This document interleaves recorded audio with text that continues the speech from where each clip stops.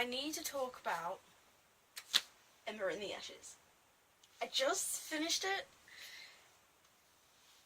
Words cannot describe how good this was.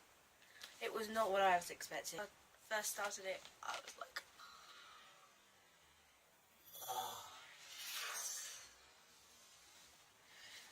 the characters, I pronounced Leia, and Elias, or is it Elias?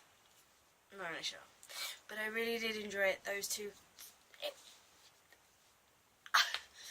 I can't go into it without spoiling it, so if you don't want to hear any spoilers, just don't bother, okay? I'm sorry, I can't. I need to get this out. So, I knew it was based around, like, old Roman, sort of, the world, in sort of the olden days in the Rome and the, oh god, it's so hard to describe, but with the amphitheatres and things like that. So I knew it was going to be oldie worldy stuff, but sort of dystopian style, sort of modern day language, but set in Rome, with slaves and all that. I knew that, but the style of writing is so easy to get into. I was hooked. I was in there straight away. I really liked Leia. I keep thinking of like Princess Leia, I don't know. I really liked her character, although at first she did seem a bit wimpish, but I guess that's the point, that you build them up from like the bottom and then the end, like the strong people, and I really admired that. Elias was, in some sense you could kind of read these as two separate stories, Leia's story and Elias' story. Like, if you took one out, you could read it with like Elias' story on its own, because to be fair, like, they were so separate. The only time they really were like as a whole was near the end. So I read it like two stories in one, which is fun, because you got two different aspects and what they did, and the you know shit is going down when you have a map at the beginning. I am not even kidding, that is one intense map. I hadn't actually properly looked at it until I got to the end, but dude,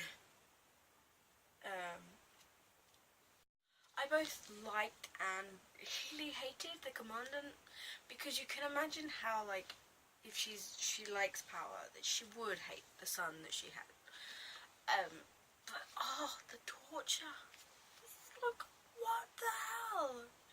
She just like cut people and scar them and chop off, I don't know, shit, like, just because she is one hell of a bitch. And then you've got Elias, which is just basically, he's the epitome of like the young adult guy, that characters that want to escape. They're in their own, they've got a job to do, but they want to leave. They want to be set free. They don't want to be in there being told what to do. They don't want to be a murderer, which is, you know, it's not gonna work out. You got a massive ass book, you're not gonna escape just like that.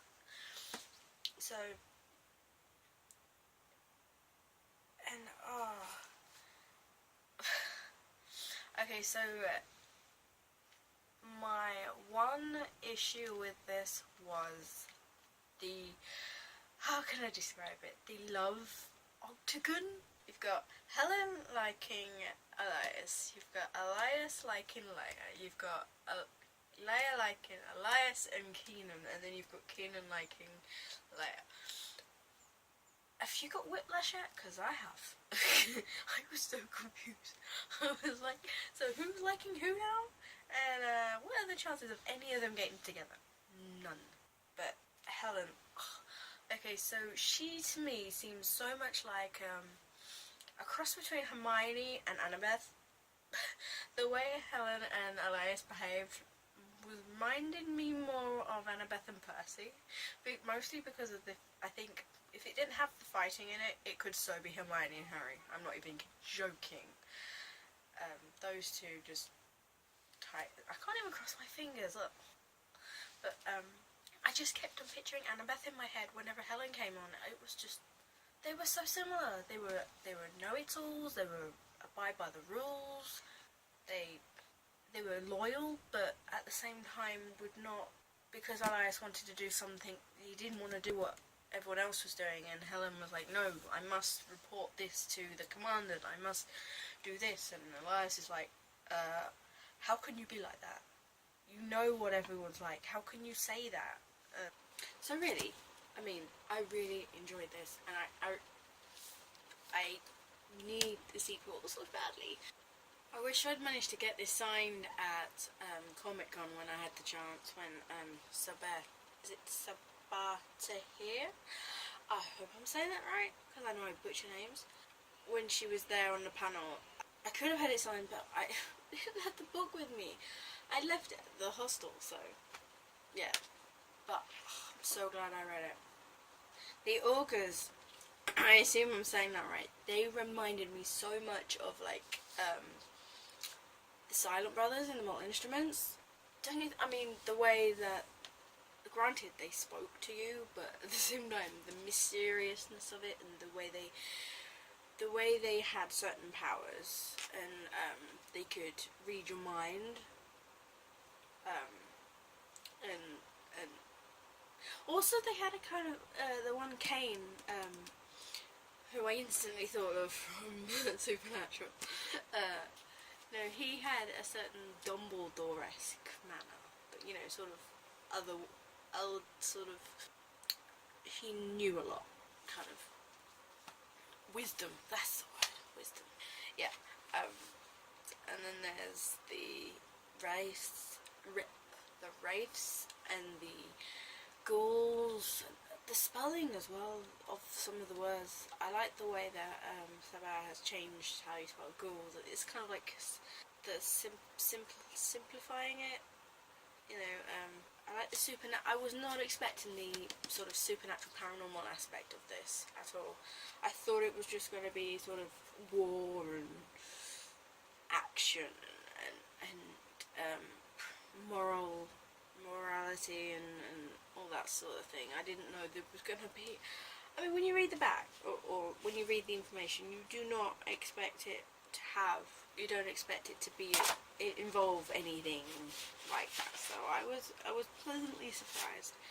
But yeah, so I rated it 5 stars, despite the weird love triangle / octagon / whatever, I don't know what it was.